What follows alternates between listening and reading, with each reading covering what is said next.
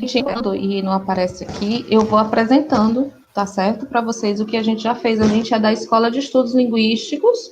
Olá, Renata, tudo bom? Bem-vinda. A gente é da Escola de Estudos Linguísticos e a gente já teve no dia 11 de maio o professor Daniel Silva, com ideologias que viajam com vírus. No dia 15, o professor Décio Bessa, com metodologias de pesquisa e análise de discurso crítica. No dia 18, a professora Maria Eduarda Gonçalves Peixoto, com o que podemos aprender com os escândalos políticos. No dia 22 de maio, a professora Kaline Girão, com metáforas em tempos de coronavírus. No dia 25 de maio, a professora Claudiana Alencar, com gramática da resistência na literatura feminina periférica. No dia 29 de maio, o professor Gessinei Santos, com análise linguística e epistemologias da ruptura, o tempo como estratégia para a mudança. O professor ainda não entrou, estamos esperando o professor Guilherme entrar para poder a gente convidar. Eu estou entrando aqui. É Ana Rabelo, _S, professor.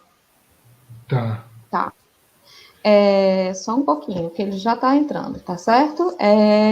No dia 1º de junho, nós estivemos com a professora Beatriz Alencar, da UFC, e o mestrando Reuber César Rodrigues Gomes, com centralidades corpóreo-discursivas dominantes e ordem fisiocêntrica do discurso, uma proposta teórico-analítica para análises sociodiscursivas no campo dos estudos sobre deficiência no Brasil. Hoje, o professor Guilherme Veiga Rios, da Diretoria de Estudos do INEP, Estudos Educacionais, a gente vai já apresentar o professor Guilherme, tá certo? E a gente tem novos palestrantes que eu vou falar para vocês, já confirmadinho. Quem são eles? Na próxima segunda-feira, a gente vai estar com a professora Sueli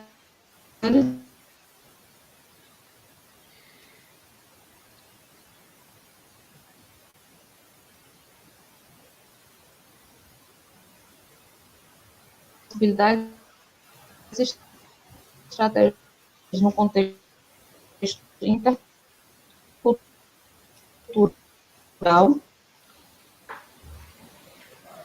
A professora de junho, e não vão estar todos que são professores da pós-graduação, então a gente está com outro projeto para eles, que é Construindo Pontes. Então a professora Leidiane vai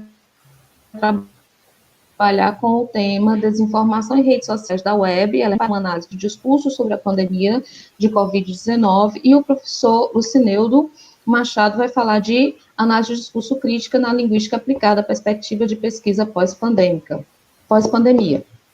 A professora Denise Cruz, da Antropologia da Unilab, o professor chegou, vai falar, a professora Denise vai falar de, Cruz vai falar de cinema africano, a professora Ticiane vai falar de pesquisas etnográficas, a Isaurora de discursos hegemônicos sobre juventudes periféricas e uma análise sociocultural da juventude negra.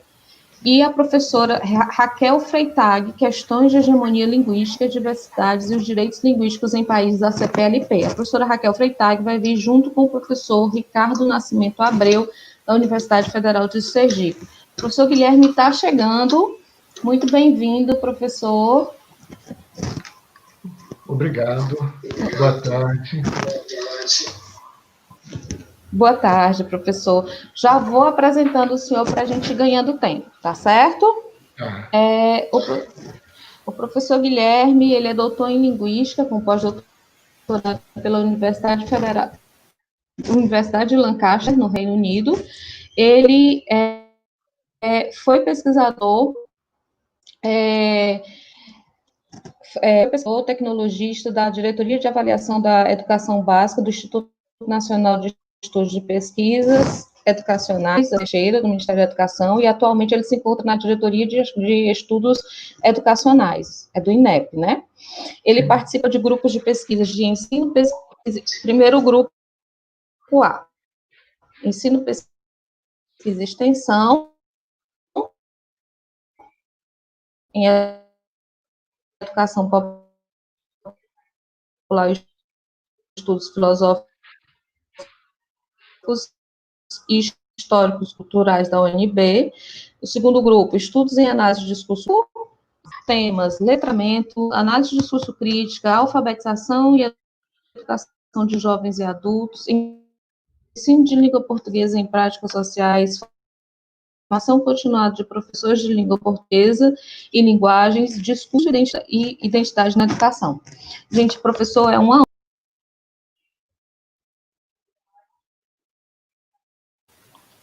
Acho que tivemos algum problema com a Ana, que ela caiu aqui na conexão do YouTube, mas deve estar voltando a qualquer momento.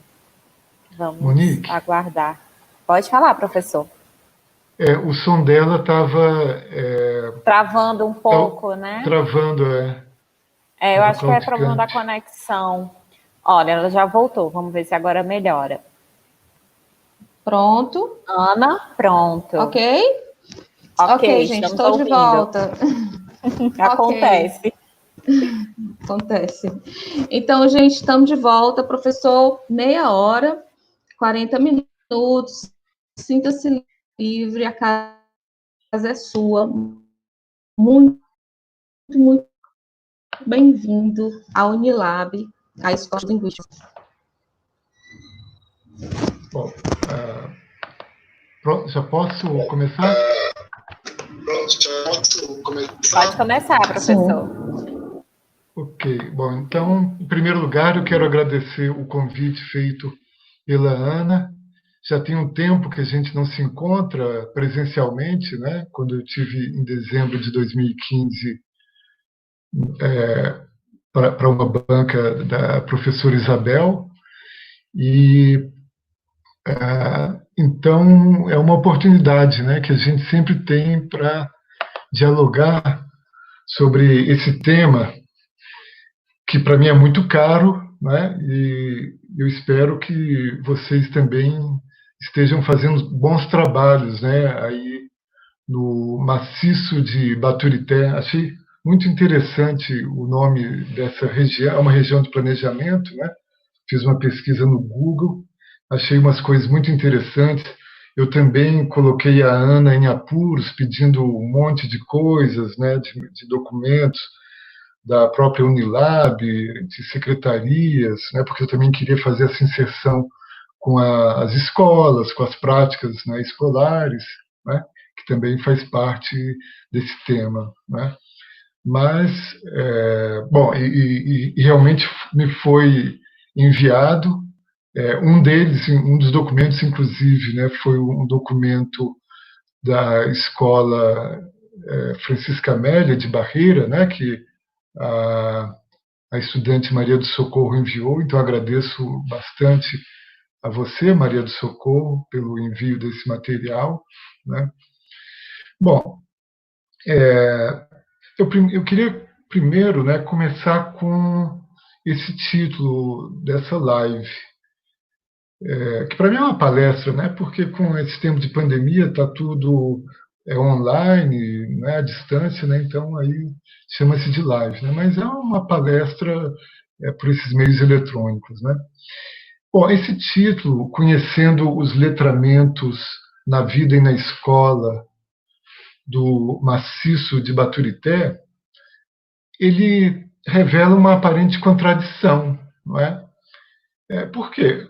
Porque como é que eu, que sou alguém de fora, estou aqui em Brasília, vou falar sobre, ainda mais com esse verbo no gerúndio, né?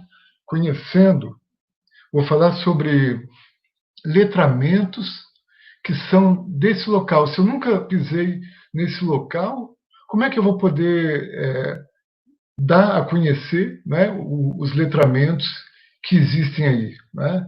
Então, essa é uma contradição, né? Bom, de fato, é uma contradição, mas não é uma contradição intransponível, né? A questão é que quando a gente fala de letramentos, e nessa abordagem, nessa perspectiva, né, de letramentos locais, a gente só pode estar falando, né, dos letramentos onde as pessoas estão, onde elas vivem, né, como elas se relacionam, né, com esses letramentos, né.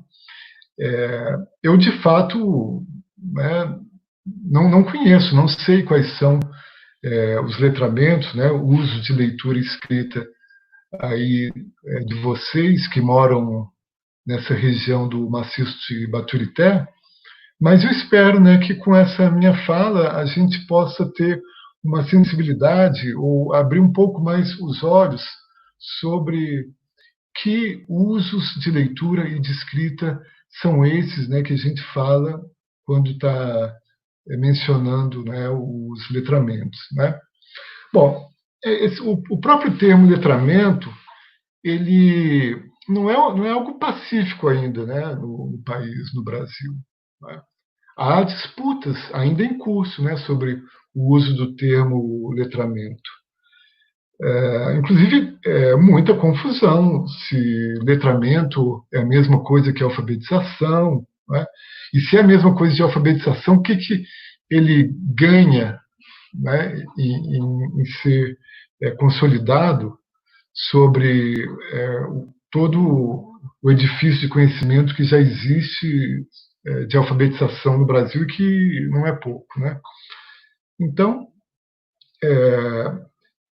então isso é algo que ainda não está assim certo e definido, né? De que o letramento é um termo pacífico, que todos concordam, né, que ele deva ser utilizado. O próprio Plano Nacional de Alfabetização, que foi expedido, né, pelo governo federal no ano passado, no início do ano passado, fala de alfabetização e literacia, ou seja, rejeita o termo letramento. Literacia é como os portugueses dizem, né, isso o que nós falamos, né, de letramento. Quem pesquisa, né, sobre letramento fora, internacionalmente, né, e aqui no Brasil, né, lá em Portugal eles falam literacia, na Espanha e em outros países aqui da América do Sul falam em literacidade, né? Mas o documento, né, do governo federal resolveu rejeitar simplesmente, né, o termo letramento, e só isso já é um indicativo, né, de como há disputas, né, sobre o uso desse termo, né? Bom, eu trabalho, né, com uma concepção, né, de letramento ou de letramentos diferente de outras concepções, né? Ah, mas antes eu queria, eu dei uma puladinha aqui, né, no meu roteiro. Antes eu queria fazer uma distinção sobre esse termo letramentos, né, que é entre estudos do letramento e letramentos, né? Então, quando eu estou falando de letramentos, eu estou falando de usos da leitura e da escrita que são socioculturalmente específicos, são situados, né, ou seja, que tem toda, né, uma história da cultura onde esses letramentos, né, se encontram, né? E, então, isso seriam os letramentos, né? E estudos do letramento é a própria disciplina científica. A gente pode dizer que seja um campo, né? Letramentos não é só um objeto de estudo, ele é, e antes de tudo, um campo de estudos, é uma disciplina científica. A gente pode até dizer que seja um ramo da linguística, mas pode ser também de outras áreas do conhecimento, pode ser da psicologia, pode ser da sociologia, da antropologia, da história, enfim. É um campo de estudos multi, inter e transdisciplinar, né? Então, agora eu vou para aquilo que eu estava falando, né, da concepção de letramentos com que eu trabalho, que se distingue de outras concepções, né? Então, a concepção de letramento, né, que eu trabalho é a de ato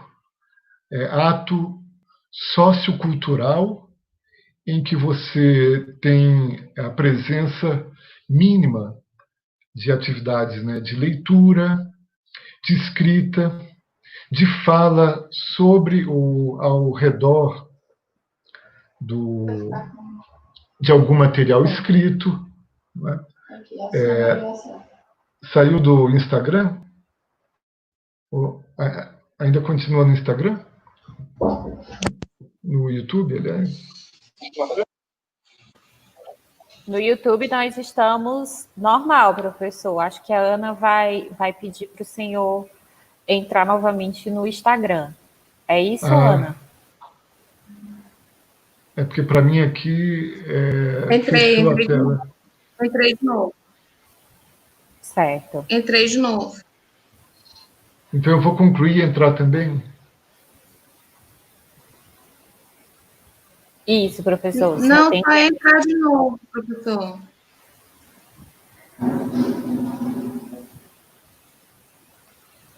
Ok? O senhor desapareceu lá. O senhor tinha desaparecido lá. Aqui está pedindo para enviar a solicitação, já enviei.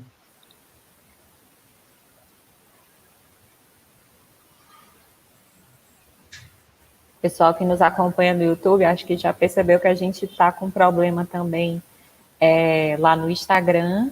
Então, a gente está tentando fazer a live por lá também. E por isso a gente pede desculpas por essa pausa aqui, mas já vai dar certo. Deu certo. Ok? Posso continuar, então? Posso continuar, então? Pode. Pode continuar, professor. Então, deixa eu abaixar aqui porque está me atrapalhando. Essa concepção de letramento, ela diz que letramento, ou letramentos, né, são atos socioculturais em que há minimamente a presença de atividades de leitura, de escrita, de fala ao redor ou sobre um texto escrito. Né? O que é uma fala ao redor? Né? Quando as pessoas estão discutindo um texto, uma roda, né, discutindo um texto, isso é uma fala ao redor de um material escrito, ou fala sobre texto escrito. Né? Essa minha fala aqui, por exemplo, ela resgata uma série de textos, né, que eu já li. Então, é uma fala que a gente pode dizer uma fala letrada, né? Ou uma fala que tem, né, um vestígio de escrita, de escritura, né? Mas não só leitura e escrita, e também a sua relação com outros modos semióticos. Ou seja, a gente está falando de letramentos multimodais, em diferentes meios, diferentes canais, né? Então aqui pelo computador, pelo YouTube, pelo Instagram, e com diferentes significações que são dadas, né, por esses meios, né? Ou seja, são multissemioses, a língua de sinais, a gestualização, imagens, né? Tudo isso aí são essas diferentes linguagens, né, que também estão presentes e se relacionam dentro dessa concepção de letramento. Então, o que é mais importante é que essa concepção ela valoriza o ato e atividade e não processos cognitivos ou, né, digamos assim, um estudo mais puramente, né, cognitivo de leitura e de escrita, né? Então, é com essa concepção que eu estou trabalhando, que eu estou falando agora, e não com concepções, né, de letramento como aprendizagem inicial de um sistema de escrita, né, que seria coincidiria com a alfabetização, né, ou seja, o letramento como aprendizagem ou aquisição de leitura escrita, o letramento como domínio de habilidades de leitura escrita, o letramento como mero processo cognitivo e ainda o letramento como uma estatística, né, ou seja, como um estado ou como resultado da ação de aprender a ler e escrever, que é uma das concepções que a professora Magda Soares, da Faculdade de Educação da UFMG, trabalha, né? Mas eu estou me afastando, né, de todas essas concepções para jogar o foco no ato e na atividade material. Então, aí eu estou trabalhando, né, com uma concepção de letramento próxima de uma concepção de discurso, como é na análise de discurso crítica, ali em Kolyarák e Fairclough, né, onde esses autores falam que o discurso é um momento ou um elemento da prática social. Então, o discurso é um elemento da prática social, assim como as atividades materiais,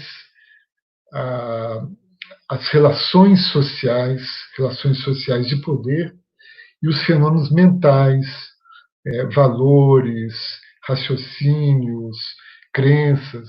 Né? Então, esses 4 elementos, discurso, atividade material, relações sociais e fenômenos mentais, eles estão ali simultaneamente na prática social, né?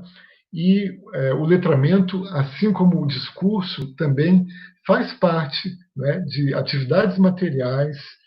Ele recebe valores, recebe crenças, né? Ou seja, tem pessoas, né, que acreditam que elas não podem, numa determinada situação, elas não podem escrever, porque isso não é dado a elas, né, escrever, né, naquela situação. Né? Isso aí por determinações culturais, né? Ou seja, não há nenhum impedimento para que essa pessoa aprenda, né, a ler e escrever e escreva naquela situação. Né? A gente pode pensar de uma forma assim, mais concreta, né? Pensar em reuniões oficiais, sempre tem o relator. Né? Então, qualquer um, numa reunião dessas, né, pode relatar, descrever tudo que acontece, tudo que é dito nessa reunião, mas só vai valer mesmo aquela escrita que foi feita pelo relator, que vai constar na ata. Né? Então, é uma forma análoga, né, de pensar esses papéis da escrita numa situação específica, determinada por questões sociais e culturais. Né? Bom, para dar um exemplo, né, de como é importante a gente pensar o letramento, trabalhar, né, o letramento como parte de práticas sociais, e estando aí em jogo, né, esses 4 elementos simultaneamente, eu gosto de dar um exemplo de uma participante da minha pesquisa de doutorado, né, a Judite. Né? Ela me contou, né, eu queria saber sobre as atividades de escrita dela, né, naquele momento, já tem vários anos atrás, né, que eu fiz essa entrevista. Eu queria saber as atividades de escrita dela no dia a dia e também na escola. E ela, então, me relatou um fato que aconteceu na escola, que foi uma atividade de leitura e interpretação do texto literário. A professora passou para os alunos uma atividade de leitura e produção textual do romance A Moreninha, né? Esse romance clássico da nossa literatura brasileira. Aí o que aconteceu? A Judite, ela não tinha o livro, né?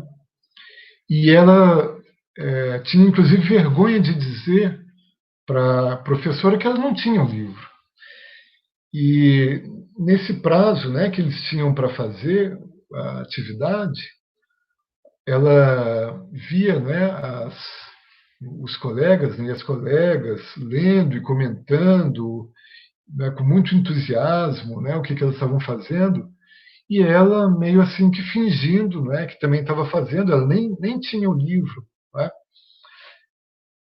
Até que a professora percebeu que tinha alguma coisa errada e foi conversar com ela, e ela explicou, né, toda a situação, que ela não tinha condições de comprar o livro. Né?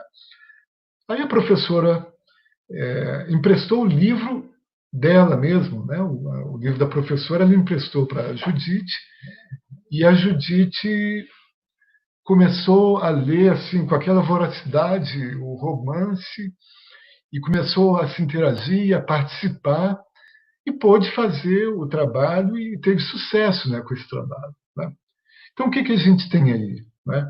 A gente tem o letramento, né, que foi a designação da atividade literária, né, pela professora, e que exige ações materiais, né, atividades materiais. Uma delas, né, é materialmente ter acesso ao livro, manusear, né, fazer a leitura, né?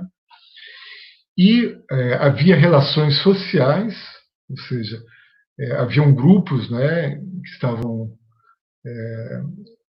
realizando, né, a atividade, né?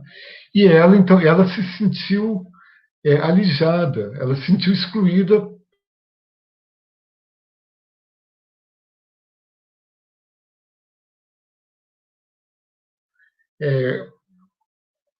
mentalmente, ela, né? Ou seja, ela se sentiu diminuída, né? Então, a, aí a gente percebe, né, como os letramentos sempre andam junto, né?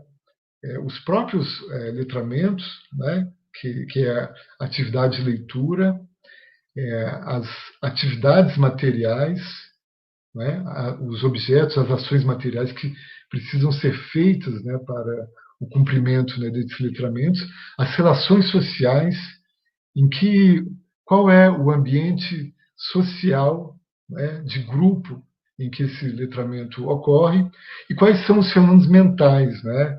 Quais são os valores que as pessoas têm em relação à escrita, quais são as cognições, né, que elas desenvolvem, né?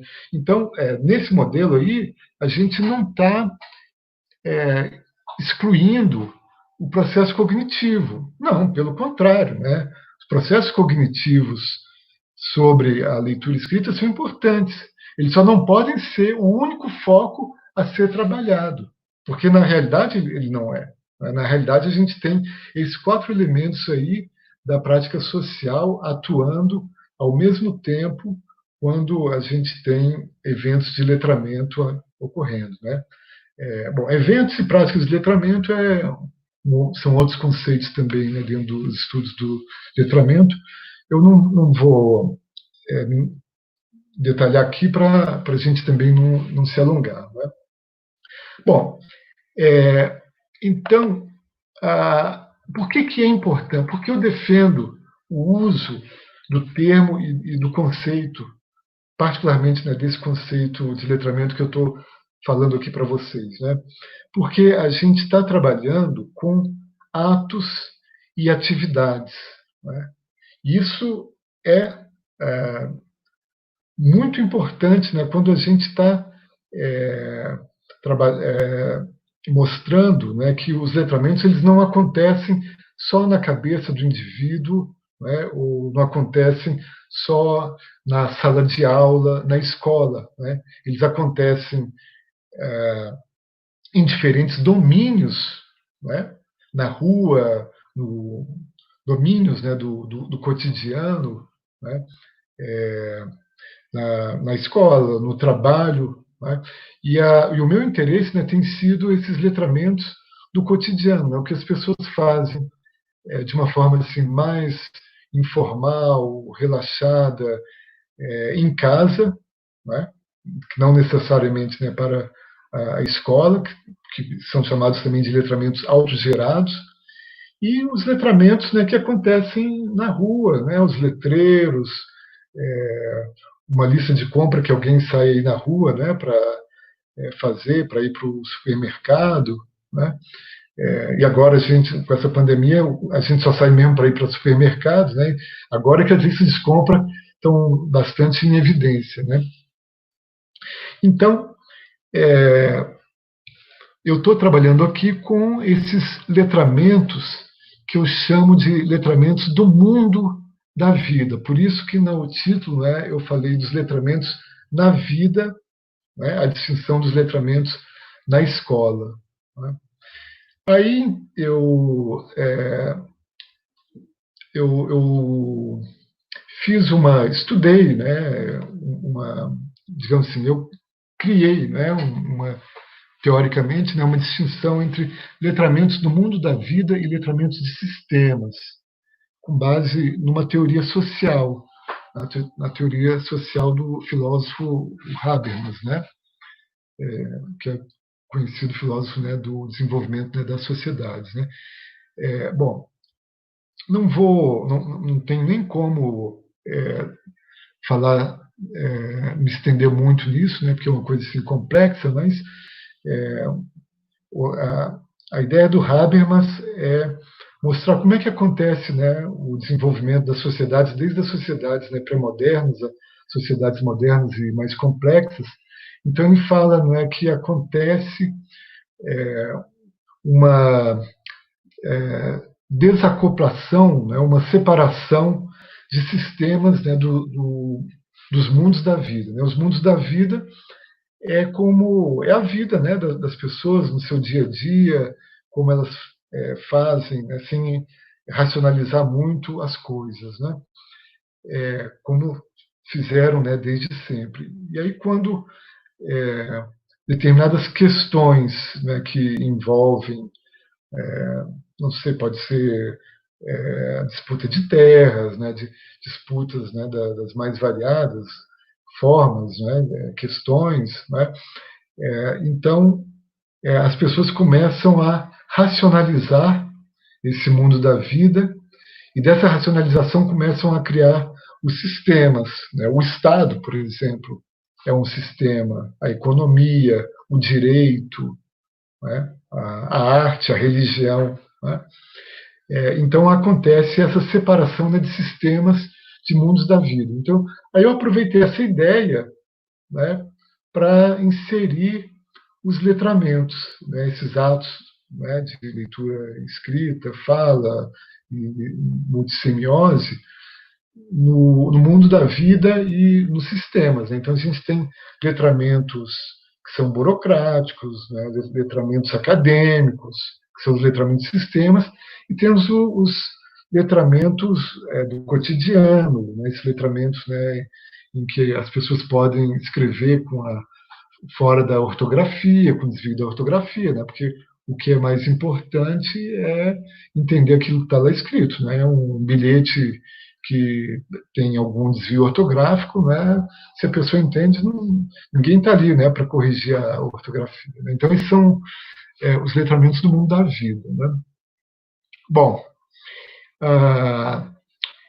então o meu interesse, né, tem sido, né, desde de quando eu comecei a pesquisar, né, sobre os letramentos, né, sobre esses letramentos do mundo da vida.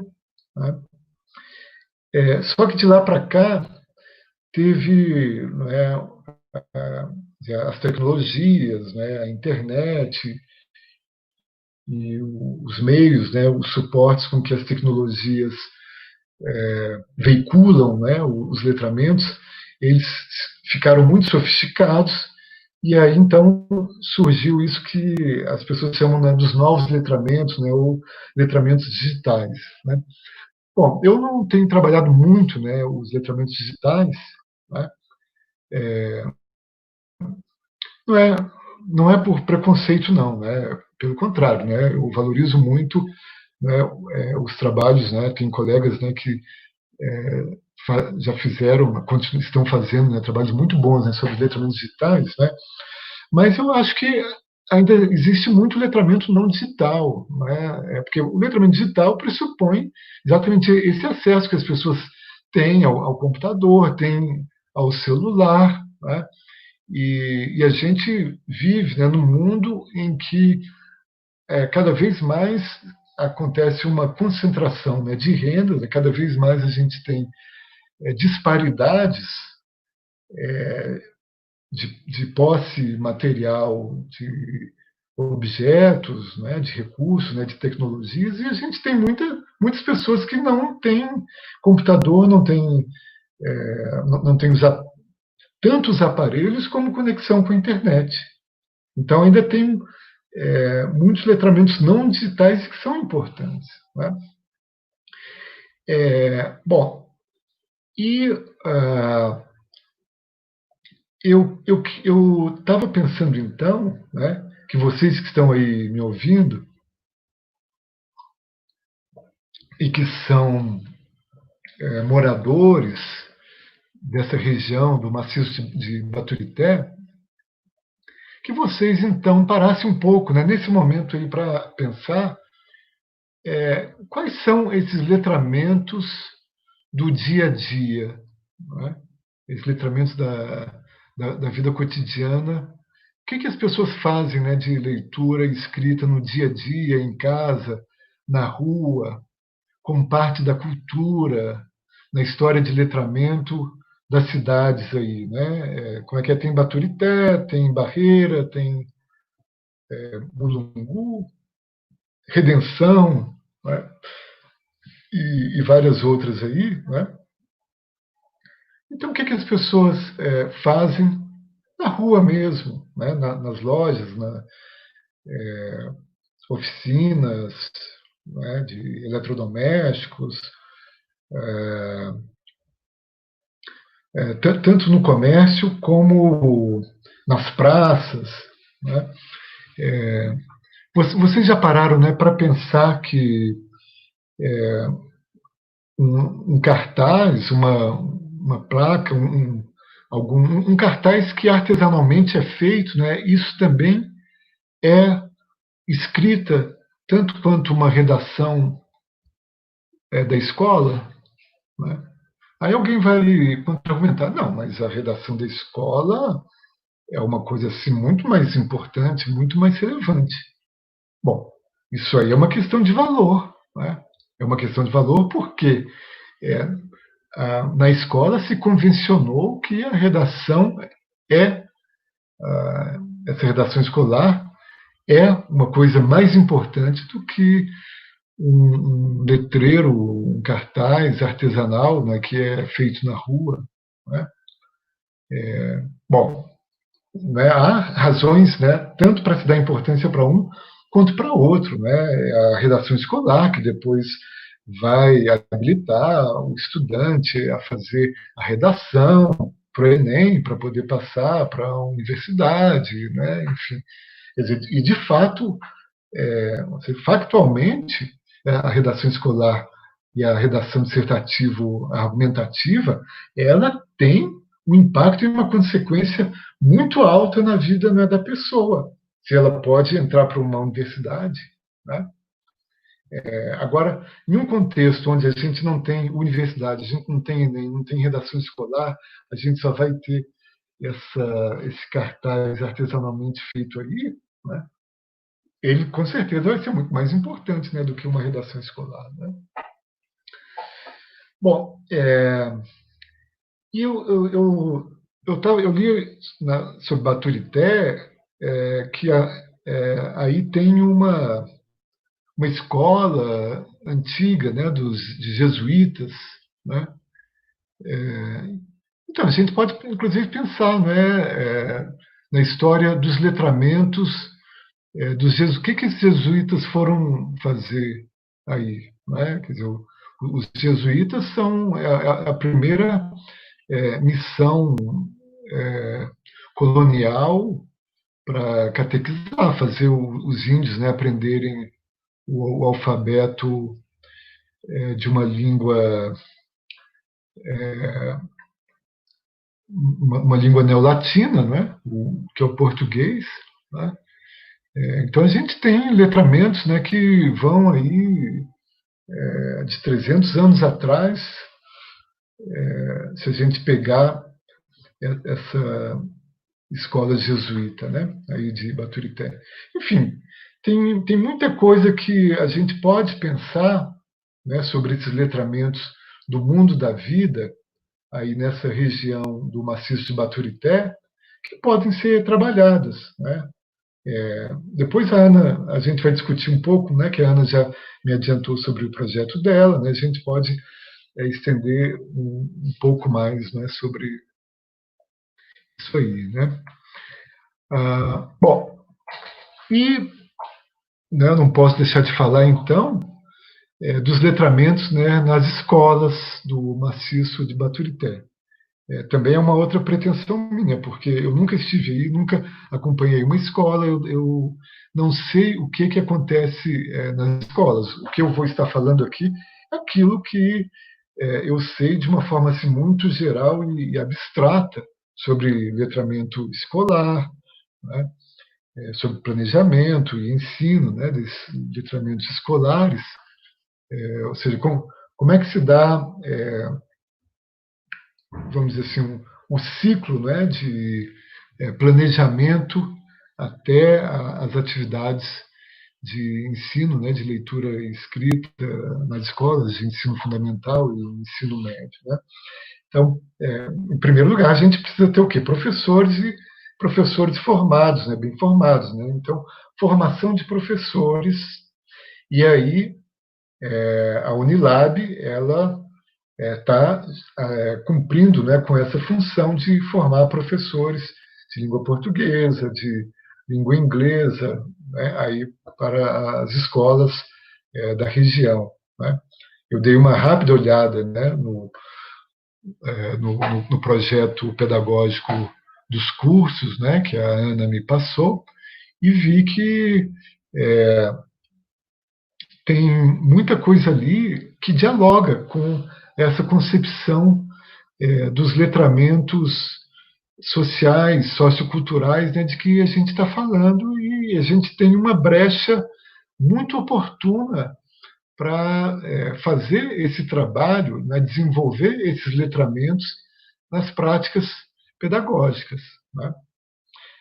Então, nós temos aí o currículo oficial, né, o material, né, que a Maria do Socorro me passou, que a Ana também me passou, né, houve né, tem toda uma articulação, né, do Estado com os municípios, né, da região para elaborar, né, o currículo, né, das escolas aí dessa região, né? Então a gente tem, né, esse currículo oficial previsto, né? E ao mesmo tempo esse currículo ele não é capaz de dizer tudo o que acontece.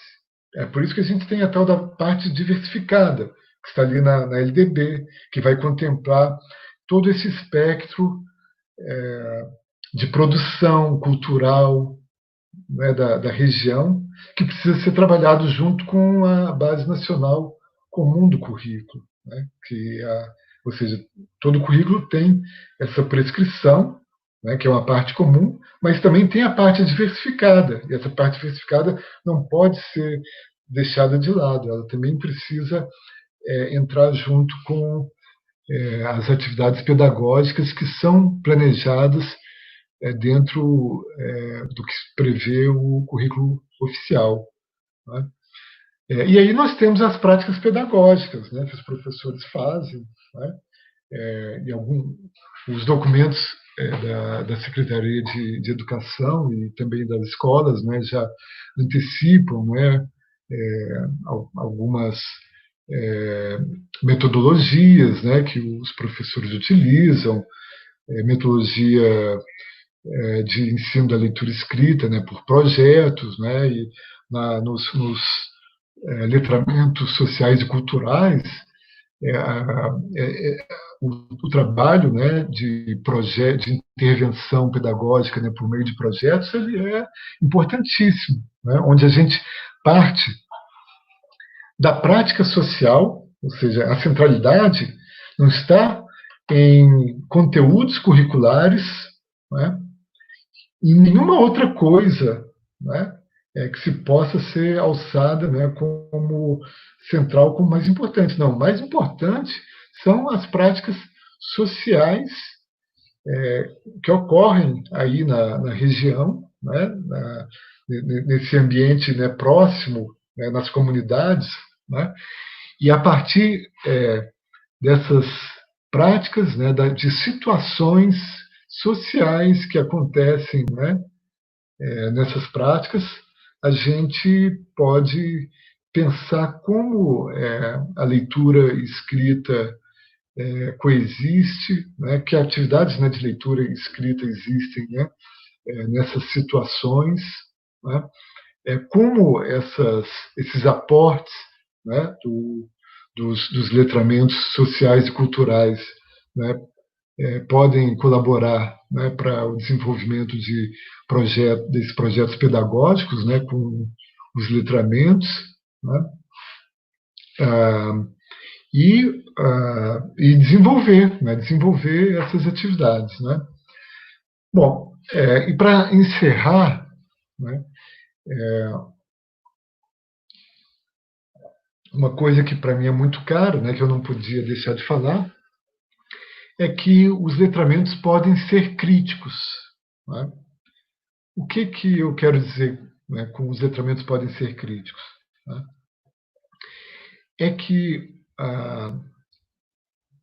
uma boa parte, né, do trabalho sobre os letramentos, né, tem sido com integrações com a análise de discurso crítica. Né? Então, eu tenho trabalhado bastante essa integração entre os estudos do letramento, né, a teoria social do letramento, e a análise de discurso crítica, e também pela minha própria postura, né, minha visão de mundo, né, que é crítica, que é freiriana, né, e os próprios documentos aí de projetos, né, pedagógicos de curso, de projetos político-pedagógicos da escola, tá sempre falando, né, de teorias, né, que favoreçam uma atividade crítica. Né?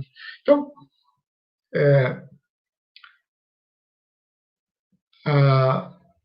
falar de criticidade na linguagem e de letramento é ter bem claro, né, que o uso que a gente faz da linguagem falada, escrita, ela pode diminuir, né, as pessoas, né, ela pode fortalecer ou enfraquecer as pessoas consideradas, né, como grupos identitários. Né? Então, agora mesmo, né, a gente está vivendo, né, esse confronto bem acirrado, né, da questão do racismo, né, nos Estados Unidos e aqui também no Brasil. Né? Então, as pessoas resolveram, né, dar um basta nas ações racistas. Né? No caso ali foi da polícia, mas a gente tem inúmeras outras situações, né, em que não é só a polícia. Né? Assim, há situações, né, onde a gente vê claramente que uma vida negra vale muito menos, né, do que uma vida branca. Né? A gente viu aí essa criança, né, que caiu do 9º andar lá do prédio do Recife, né, que isso aconteceu agora, na terça-feira, enquanto a empregada doméstica, negra, né, e o seu filho também negro,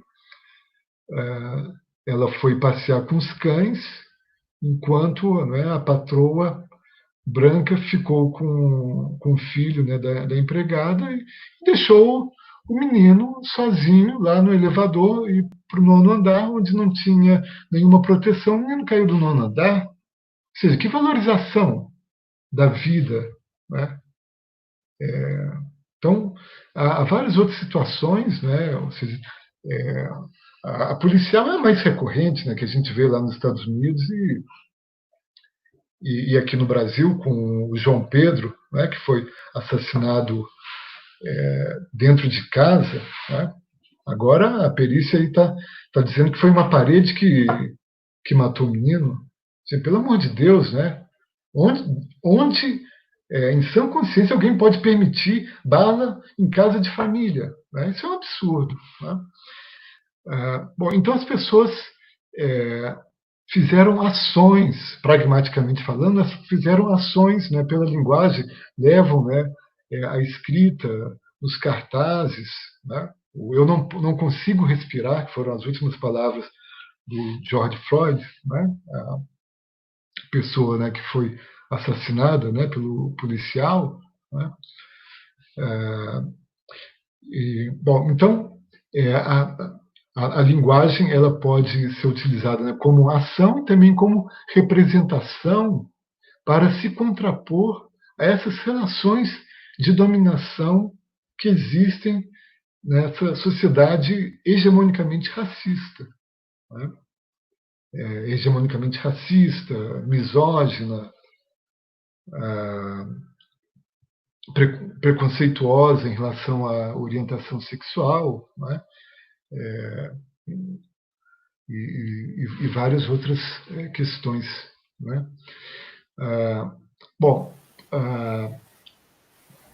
então é importante a gente também ter esse trabalho, né, crítico, né, com os letramentos, e eu assim, tenho muito material que eu posso passar depois, né, para vocês, e vou inclusive já de antemão anunciar um curso online que eu estou preparando pelo Facebook. Mas é um curso online gratuito, qualquer pessoa pode entrar e interagir, né?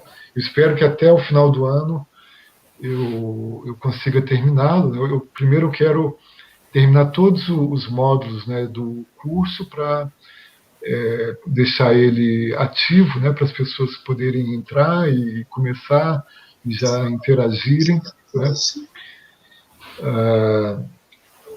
E aí então eu vou começar com esse curso, né? Bom, então era isso, né, que eu tinha para falar, Ana. Não sei se eu passei, né, do meu tempo ou se eu falei menos do que eu tinha para falar, mas é porque eu também não gosto de falar muito, né? 20 ou 30% da carga horária, né, que deve ser cumprida, né? Então, assim, as pessoas estão deixando, né, se levar, né, ingenuamente, né, por um lado, mas por outro lado, né, a gente sabe que tem, né, uma coisa muito sórdida, né, de grupos econômicos, né, privados que querem instalar a educação à distância, na educação básica, né? E aí, né, fazer com que o ensino seja realizado, né, por meio de plataformas digitais em que você tem uma parcela mínima da sociedade que tem condições de, de se desenvolver, né, se desenvolver curricularmente por meio, né, dessas plataformas, né? A esmagadora maioria, né, da nossa população escolar não tem a menor condição de ter esse mesmo desenvolvimento, né? Então, eu me solidarizo, né, com você, e a gente realmente, às vezes, a gente está numa situação muito desfavorável para contrapor, não é? Você falou, né, uma relação de poder muito forte e às vezes a gente está em minoria ali, né, para dizer que não, isso não pode ser dessa forma, né? Mas a gente tem entidades, né, como a Campanha Nacional pelo Direito à Educação, né? A gente tem um rol, né, de entidades que estão dando apoio aos professores em relação a essa obrigação de dar aulas online e dar o conteúdo, né, como dado, né, pelo computador, né, pela atividade online, né? Eu falei da campanha, mas tem várias outras, né? E a campanha mesmo, ela é um guarda-chuva, né, de outras entidades, né? E com relação ao ensino na diretriz de competências e habilidades, né? Bom, a, a minha perspectiva, né, ela é a de que competência e habilidades, né, elas são importantes, mas elas são apenas um elemento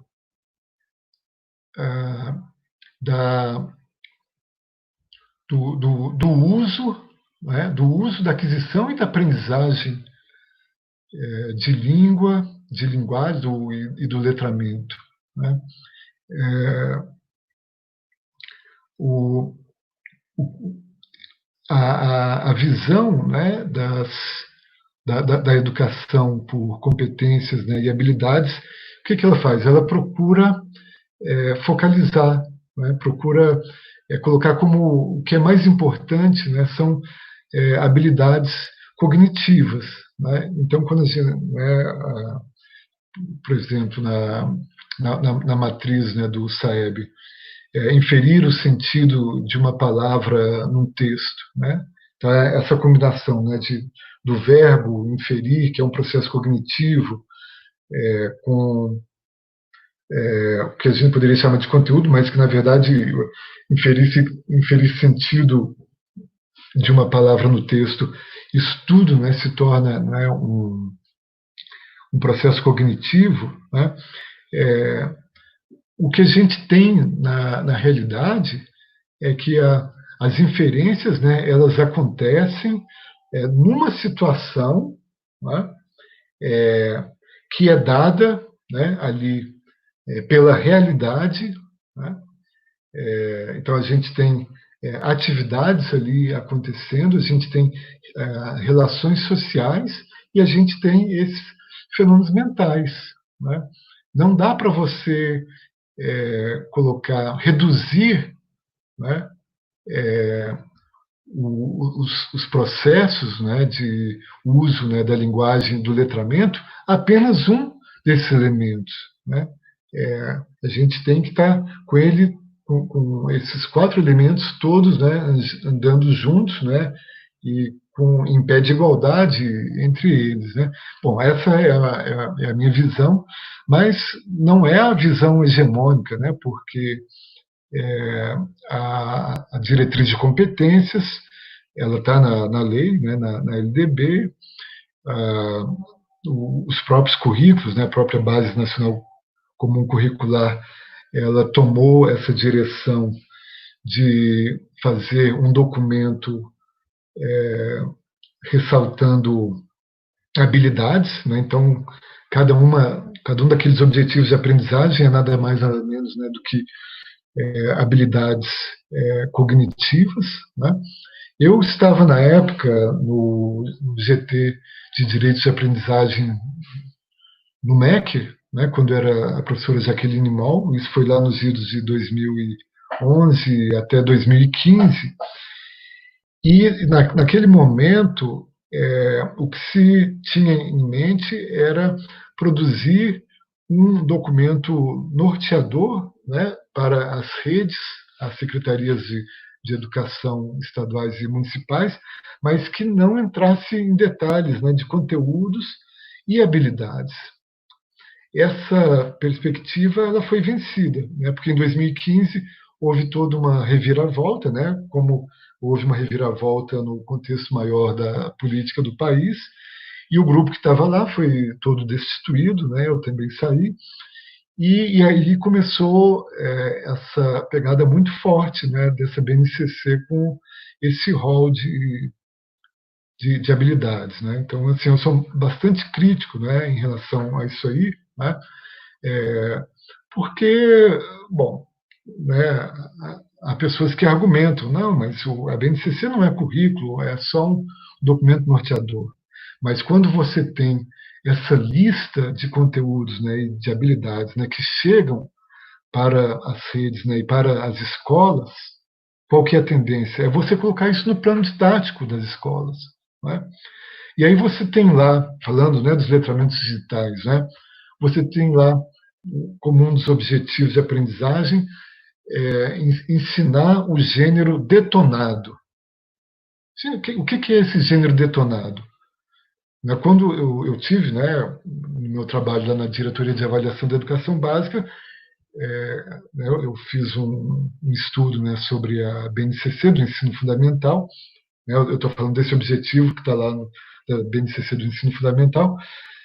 Fiz uma pesquisa, né, fiz uma pesquisa no Google, né, para saber o que é detonado. O que é detonado? Detonado é, é um manual, é um guia informal que a garotada faz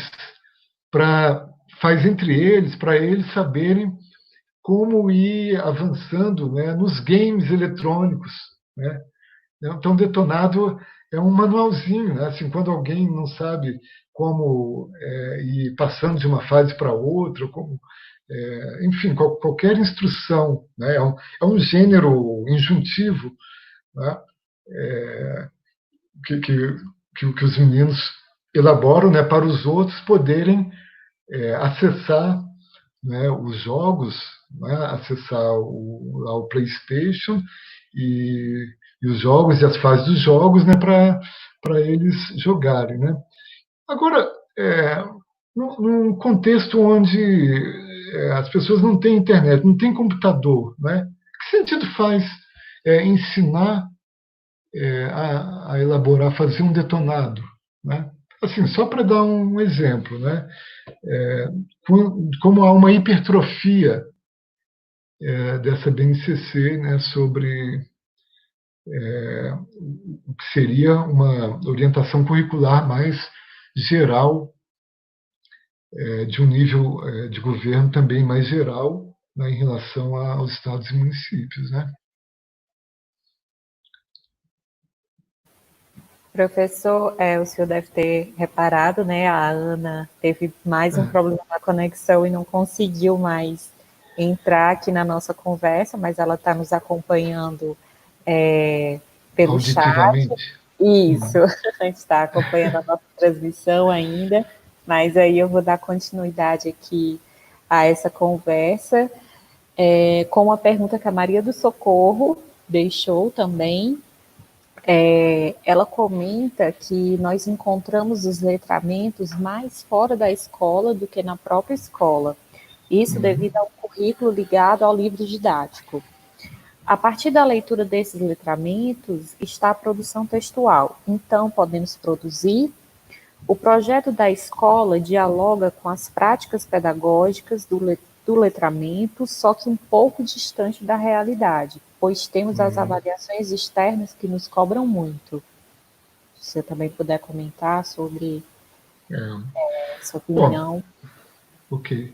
Bom, em primeiro lugar, que bom que os livros didáticos estão defendendo, né, essa visão de que os letramentos acontecem fora, e até mais fora, né, da escola do que dentro da escola, né?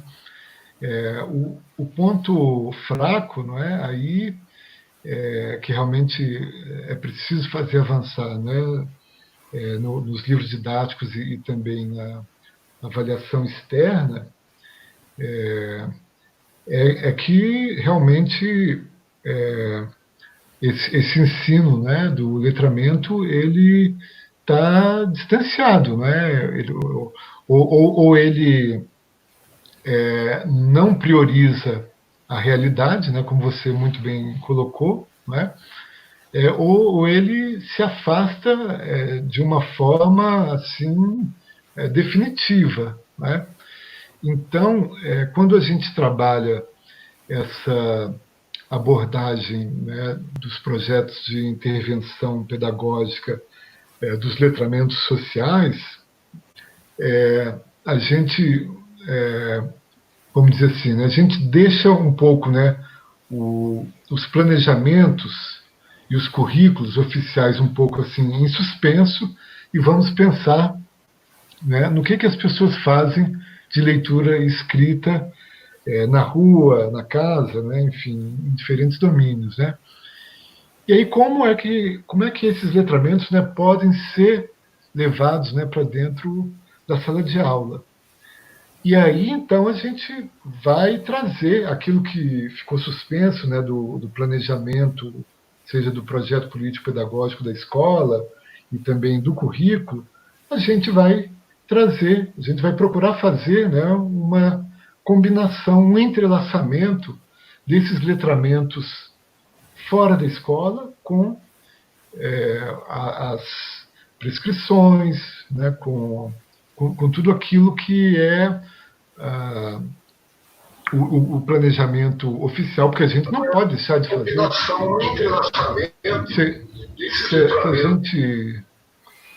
Se a gente deixa de fazer esse trabalho, né, com o currículo e com os planejamentos, né, oficiais, a gente vai estar deixando de elevar, né, os estudantes para os, os domínios, né, que eles precisam ter de leitura e escrita, né? Ou seja, assim, um domínio que seja que possa equivaler, né, entre outras escolas, né, e entre escolas de outros estados e, do Brasil inteiro, né?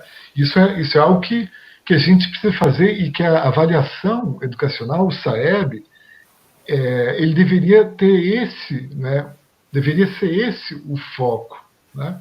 Que é o que se fala, né, da equidade e da igualdade social. Então, todos aprenderem, né, as, as mesmas coisas, né, mas não ficarem só nessas mesmas coisas, porque dependendo, né, do contexto. Desculpa, veio uma voz aqui invadindo, né? Dependendo de um determinado contexto local, né, as pessoas vão poder avançar para outras situações, né, vão poder avançar para habilidades em uso, né, para o trabalho, né, enfim. Essa igualdade não pode ser uma igualdade absoluta, né, porque senão é homogeneização, né, a gente vai viver algo que todo mundo igual, a gente vai suprimir, né, as diferenças, né. Então, as avaliações, né, elas devem servir para fazer com que nenhuma escola fique abaixo e fora do que todas as escolas devem fazer. Mas o que a avaliação educacional não pode fazer é estigmatizar estudantes, estigmatizar escolas e contribuir para a universidade, né? Ainda que financeiramente isso não seja vantajoso, mas tem a questão do capital social, né, que o Bourdieu tanto nos fala, né, dessas oportunidades de ir galgando, né, patamares acima que o domínio, né, de um letramento, e todo letramento ele encarna um ou mais gêneros, né? Então, essa possibilidade, né, que as gerações mais novas, né, percebem, e também algumas gerações mais velhas também, é exatamente aí que esse diálogo, né, precisa ser travado, né? No sentido de oferecer, né, dar as condições, né, para que essas pessoas possam, né, se desenvolver nesses letramentos, desses letramentos acadêmicos, né, e burocráticos, né, de sistemas, né, e outros, né, que elas possam realmente, né, se emancipar e se emancipar como grupo, né?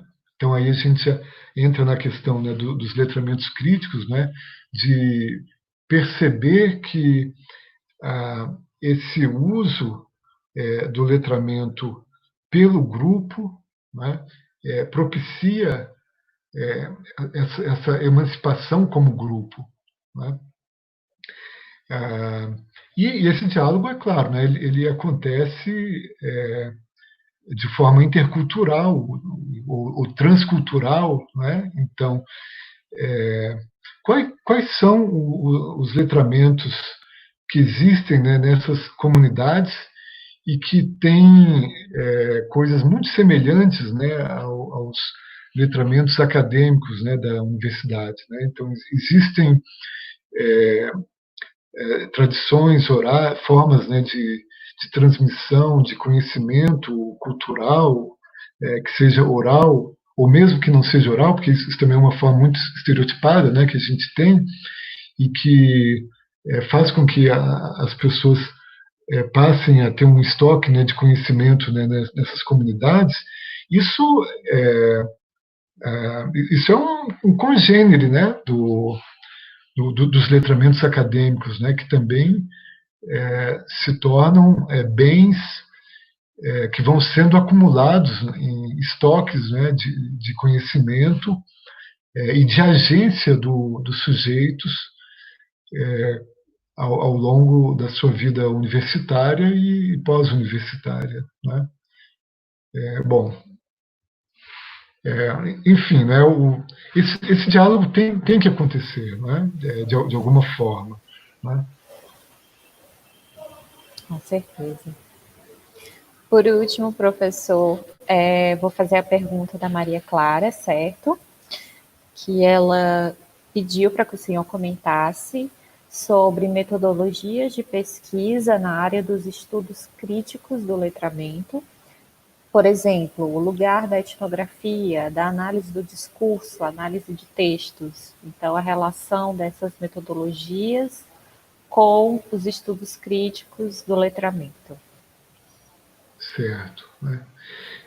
Bom, a gente pode pensar, né, lá atrás que a análise do discurso ela não envolvia etnografia, né, só envolvia análise de textos e categorias mais acima, né, do texto, né, como o gênero, o discurso como representação, estilos, e aí eu já estou indo especificando, né, na análise de discurso crítica, né?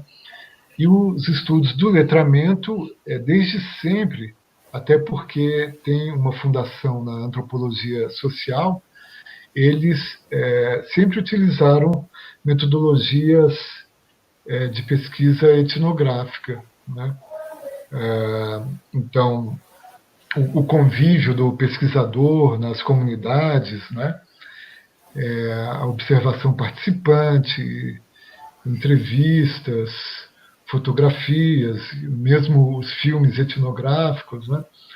Eu estou falando aqui, mas eu fico pensando quem hoje, né, pode se dar o luxo de se ausentar, né, por 6 meses ou um ano que seja para fazer esse tipo de pesquisa numa comunidade diferente da nossa, né? Então, hoje em dia está muito difícil, principalmente no contexto brasileiro, né? Fazer esse tipo de pesquisa, né? O próprio Brian Street, né? Dos letramentos sociais, ele tem um texto, né, onde ele fazia, né, uma crítica ao financiamento, né, das pesquisas sobre alfabetização e leitura escrita lá nos Estados Unidos, né? O documento, né, que previa o financiamento, né, dessas pesquisas, né? Então, esses documentos diziam que só seriam aceitas, né, a título de financiamento, pesquisas que tivessem comprovada evidência científica, né, o comprovado sucesso científico, sem dar nenhum exemplo, né, do que evidência científica ou sucesso científico. O Plano Nacional de Alfabetização mesmo fala disso, né, que propostas de pesquisa ou metodologia de alfabetização só serão aceitas aquelas que têm comprovada evidência científica. O que é isso? Não fala o que é isso, mas o tempo inteiro está lá dizendo método fônico, método fônico, método fônico, método fônico. Então é o método fônico que é a evidência de sucesso científico, né? Bom, mas enfim, voltando à sua pergunta, né? Hoje em dia, cada vez mais, né, as pessoas que trabalham tanto com análise de discurso, né, eu falo até mais, né, o pessoal de onde eu venho, né, do agrupamento de onde eu venho, né, que é a Universidade de Brasília, né, mas também tem a Federal de Santa Catarina, né, e outros, né, procuram trabalhar com a etnografia, né, ou seja, o discurso ele existe, né, num contexto, e esse contexto tem uma série de informações que só vão poder ser observadas, né, por métodos etnográficos, né, pela observação participante, né, gravações, anotações de campo, né, fotografias, né, que é bem verdade que são tantos métodos que a gente pode ficar assim até atolado, né, no que fazer, né, no que empregar, né? Mas, claro, a gente tem limitações de tempo, de recurso financeiro, né? Mas é sempre uma questão, né, da gente olhar para as nossas questões de pesquisa, né, para o nosso contexto, e fazer as seleções que são as mais adequadas, né, e convenientes para o propósito da pesquisa, é claro, né? Com certeza. Não sei se eu respondi. Acredito que sim, sim. Eu acho que realmente, dado o contexto que a gente está, né, essas escolhas, elas acabam sendo muito limitadas. Então, os desafios cada vez maiores, mas fica aí, né, para quem tem fôlego, para quem tem condições, e a gente espera que as coisas melhorem e que a gente consiga retomar essas metodologias, como a etnografia, que já trouxe tantas contribuições, né, para os estudos do letramento, para que a gente também possa continuar com esse método e buscando outros para ampliar o campo. Professor, Perfeito. queria agradecer em nome da Unilab, em nome da Ana, que não pôde concluir aqui a conversa com a gente, mas está nos acompanhando. Então, quero agradecer sua participação, sua disponibilidade, a sua exposição, que foi fantástica, muito clara, muito objetiva e enriquecedora nesse momento. Então, muito obrigada, e peço desculpas pelos transtornos, todos nós estamos ainda aprendendo a lidar, né, com esses... Imagino. Mas eu acho que deu tudo certo, então agradeço demais a sua participação. Eu que agradeço o convite, né, e a oportunidade de poder falar, né. A princípio eu estava assim meio receoso, né, no primeiro convite da Ana, mas ela conseguiu me convencer, né, que ia ser bom e realmente está sendo muito bom, né. A gente Que tem que bom, sempre apostar no melhor, né. com certeza. Então, vou encerrar agora a live, vai ficar disponível no canal do YouTube da Escola de Estudos Linguísticos da Unilab. Quem quiser ver depois, compartilhar, para as pessoas que não puderam acompanhar agora, vai ficar disponível para que elas vejam depois. Então, muito obrigada e até a próxima live. Até a próxima. Até mais. Até mais. Tchau, tchau. Tchau.